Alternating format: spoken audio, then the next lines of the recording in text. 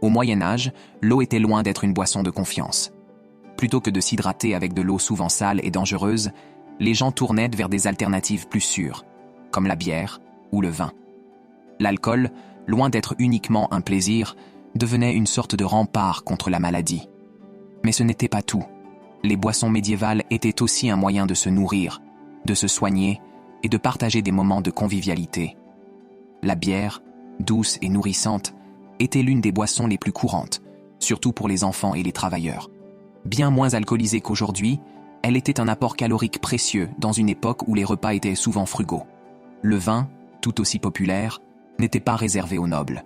Coupé d'eau, parfois épicé ou sucré, il se partageait entre amis ou en famille. Et il était aussi un moyen d'accompagner les repas et de sceller des accords. Mais ce n'était pas seulement une question de goût. Les boissons comme l'hypocras, un vin parfumé aux épices, avaient une réputation de remède. On pensait que ces potions pouvaient guérir les maladies et fortifier le corps. Les moines, gardiens du savoir médical, préparaient souvent ces breuvages dans leur monastère. Boire à l'époque n'était pas simplement une habitude, c'était une manière de survivre, de se protéger, mais aussi de créer des liens et de vivre pleinement chaque moment, autour d'un verre. Découvre l'histoire autrement. Abonne-toi, like et partage.